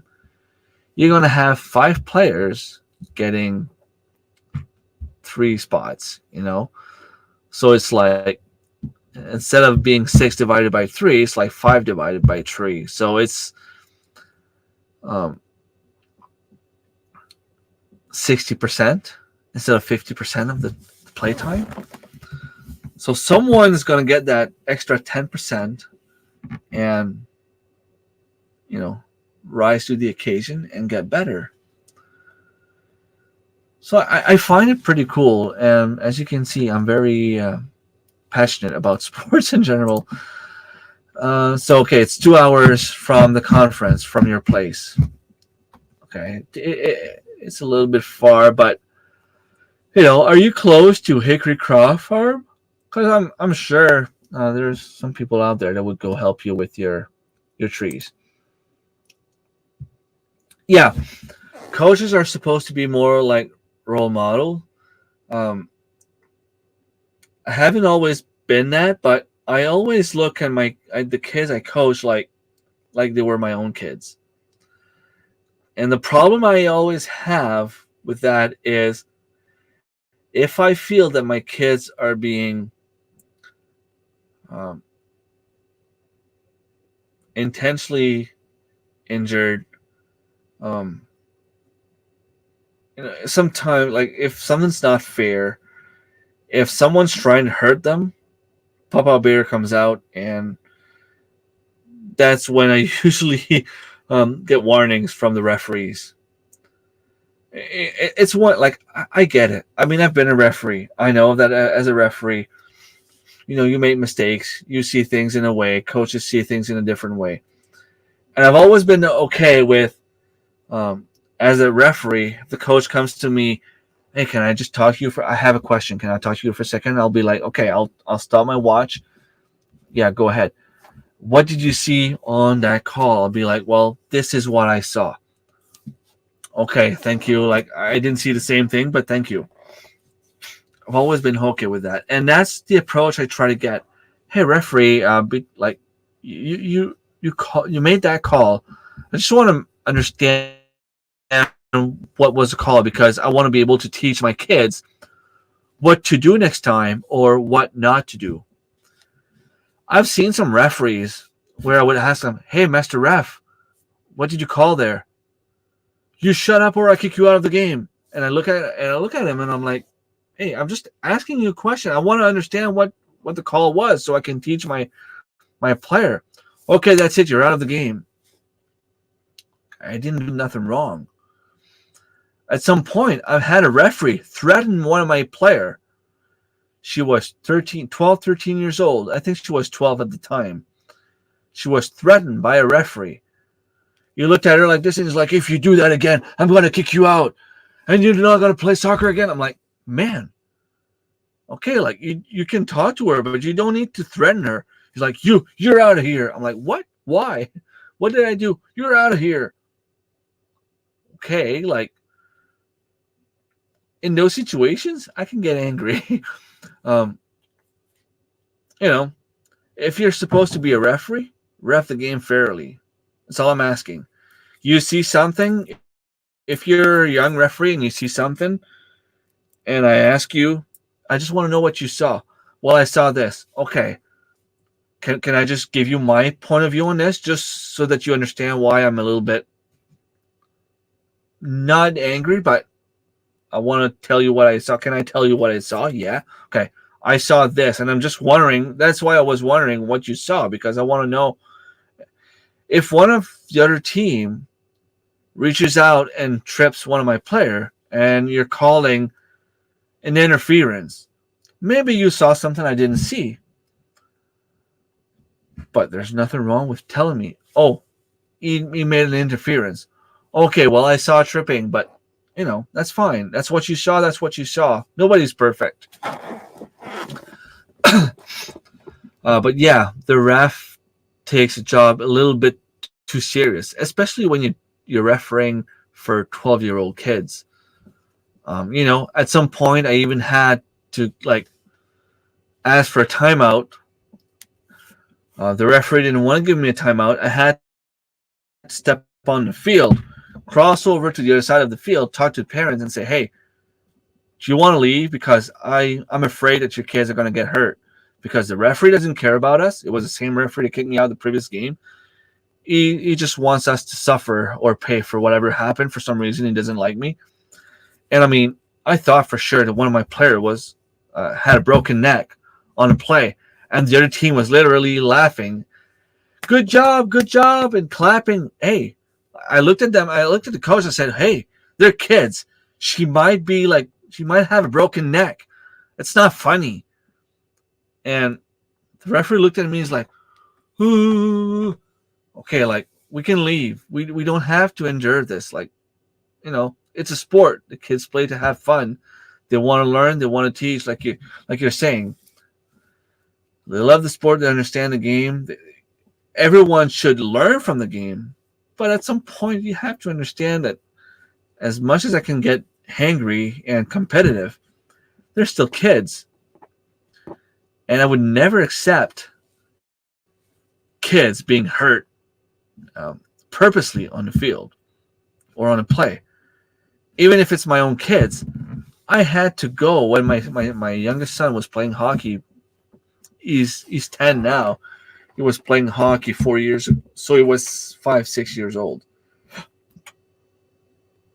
He got tripped at some point. It's a game. Kids at that age can barely skate. And he started slashing the other player with a stick. I went to the coach and said, "Hey, remove him from the ice. He doesn't deserve to play." He looked at me. He's like, "Why?" I said, "Look at him play. He's trying to hurt the kid."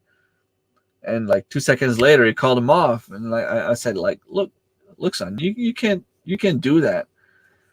And that's one of the things. Like, when I watch professional sports or any senior sport, I'll see a player get injured, and they'll be like, "Oh, he should have skated with his head up." Okay, so for you, a human being deserves to get hurt or almost get killed because he was skating his face down? That's what this world has come to? Because someone is skating face down, head down, he deserves to get hit so bad that he almost breaks his neck? I'm struggling a little bit with that mentality. Hello, Cruz. She does gardening and stuff. Thank you so much for stopping by. And you're coming in when apparently I'm tipsy, and I'm just having fun, having a little chat. Honestly, I'm not mad. I'm not angry.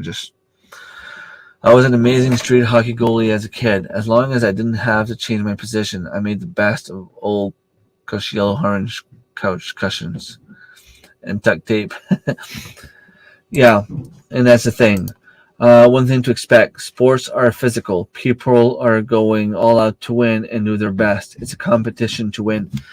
And a funny thing about that, I remember we played in a men's league, indoor soccer, which is, for me, it's like one of the best sports. I was in my 30s, mid-30s. I mean, I'm 40 now, so it was before the C happened. From when I was 30 until I was 35, we would win the league every year. Most of my team, they even say it now, like, we were basically a bunch of bums. I'm 30 years old. You play against players that are 20 to 25 years old. They're in way better shape than we are. They were university player. They were college level players. They were provincial team players. We were just, let's play behind the house and have fun kind of players. And we were still able to win leagues. And why is that? Because we were giving it all we could. We were leaving our hearts on the play. We were taking it so seriously that before and after the game, we had a little talk. And we were talking about the game plan. What did we do right? What did we do wrong? What do we need to improve? Good night, Marilyn. Thank you so much for stopping by. And there's one player that would do things a certain way, and at some point I said, "Look, you need to do things this way." He's like, "You know what? I'm gonna try that." And then he tried it for a game, and then he's like, "Oh man, thank you so much. That is making a huge difference." It was just a tiny detail, but if you don't know about it, you can't learn from it. And I don't know. I guess he started doing that a little bit more, and we got better as a team. And I remember this one time we played in a league, and I'm not lying. We played 12 games. We had 2 wins in 12 games, 1 loss in 12 games. 2 win, 1 loss, 9 ties. We finished 3rd in the league.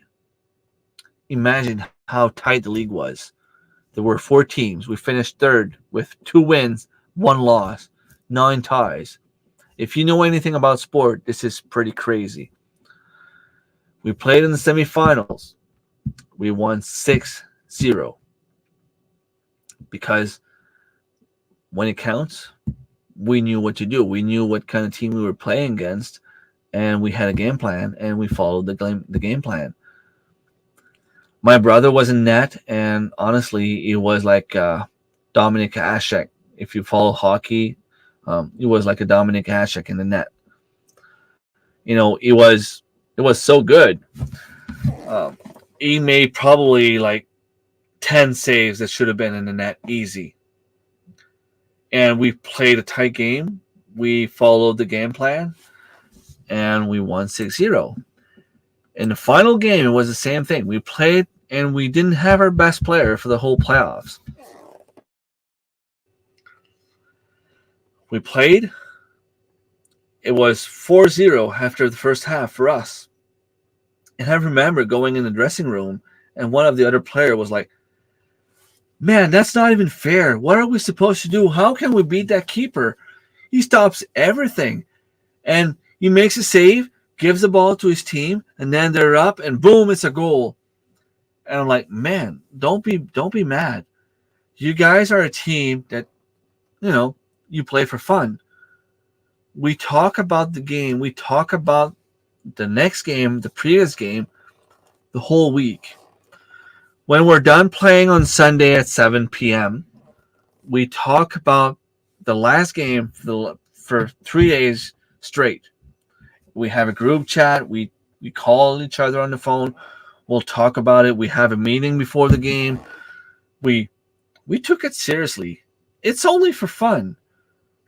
But for me, having fun is doing your best. And for me, doing your best is doing your best and having fun.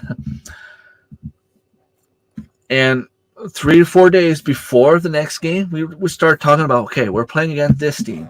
This player is the one we have to watch. Okay, you want to watch him? Okay, you have to be on him 24/7, like the whole game.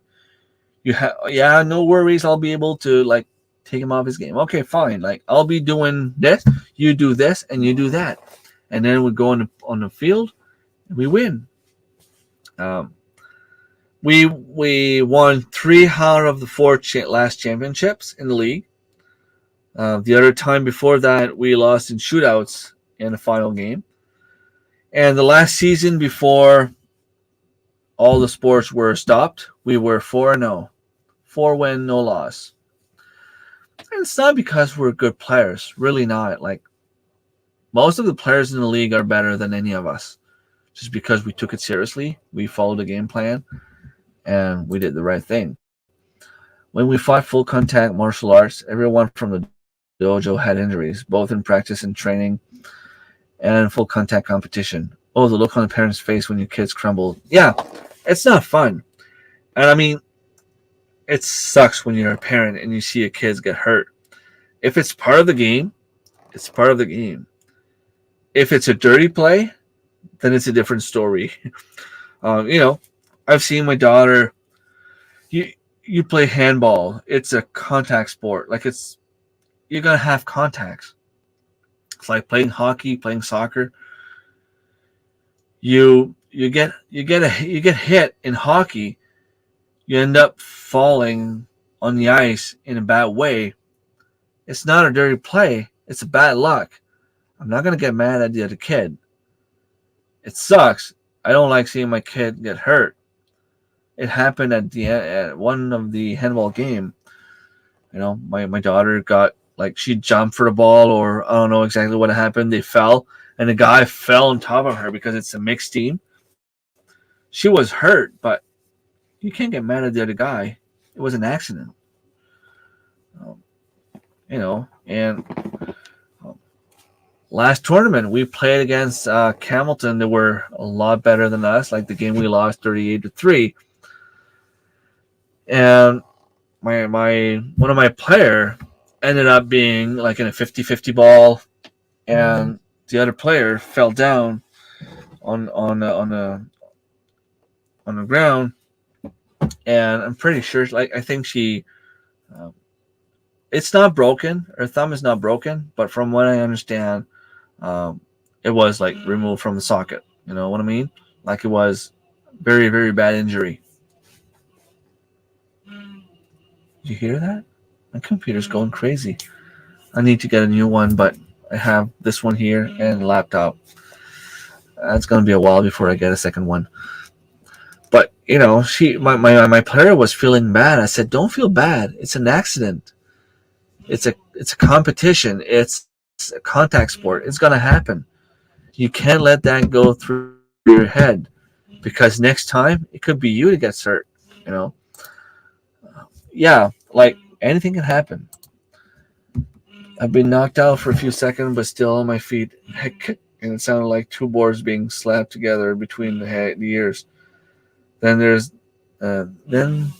that hot burning flesh feeling. I've had two injuries playing soccer.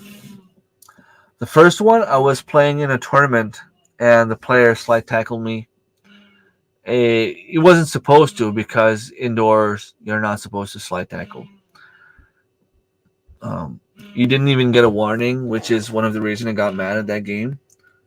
But since that, up until 2-3 years ago, I was still struggling with my right foot. I needed crouches for a month.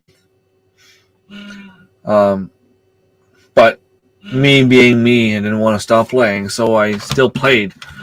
I was playing like ball hockey, indoor hockey with a college team, and I was walking with my crouches to the field, to the gym, and then I'd take my stick and be like, "Okay, let's go, let's play."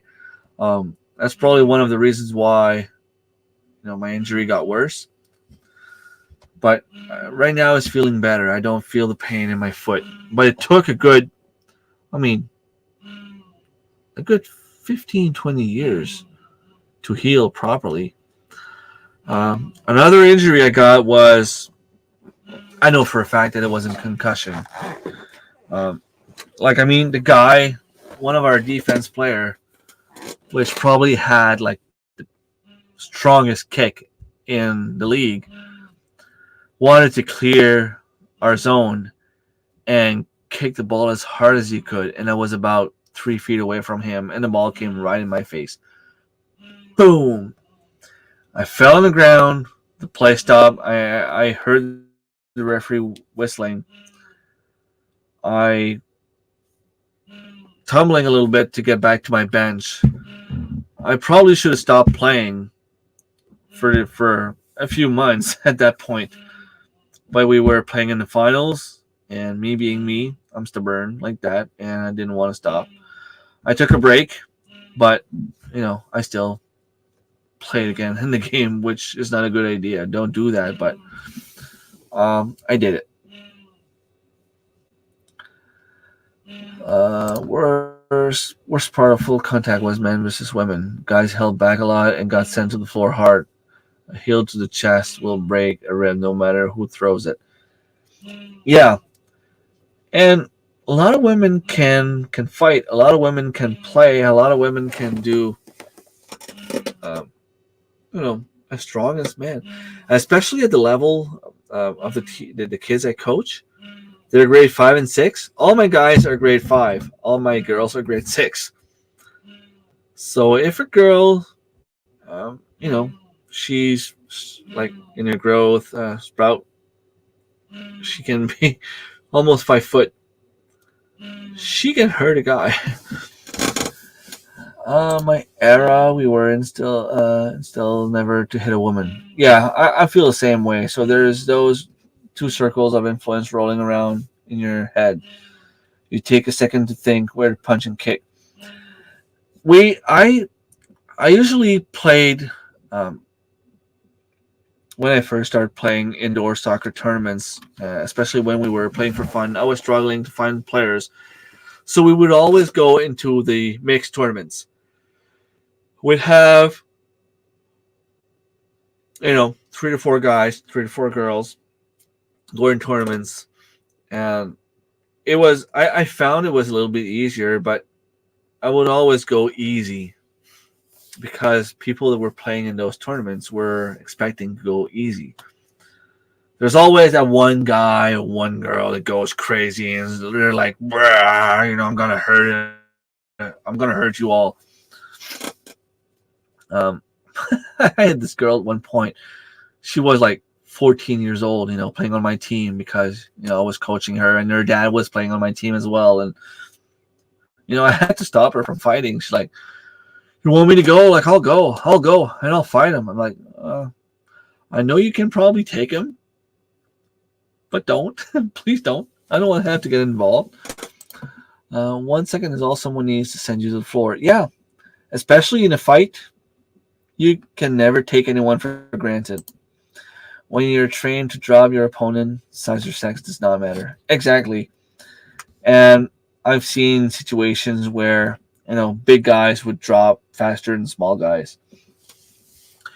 All right, I've been on for more than 2 hours. Honestly, I need the watch time. So if anyone's watching this on a replay, or if you're in the chat still, and you want to go and watch a few of my videos, a few of my old live streams, it'd be very appreciated. I need the watch time because the more watch time you get, the more YouTube promotes you. And, I was at around 250 at some point every 28 days, went up to 470. And just the fact that I had an hour live stream last Friday, I did not have a live stream last Sunday, I went down to 280 again. So I'm hoping to get back up a little bit. So yeah, that will be very appreciated. And I mean, if you don't care about my stuff, just press play, go to bed, leave it on, give me some watch time, give me some views. I'm okay with that. Not everybody likes my stuff, and that's fine. I will focus in the future on ways to save money on food. They had us set up by rank and height. That's it. Yeah, I get that. All right, so thank you everyone for listening. And I mean, I don't think it was a very good live stream, but it's all good. I'll talk to you guys at some point. Take care.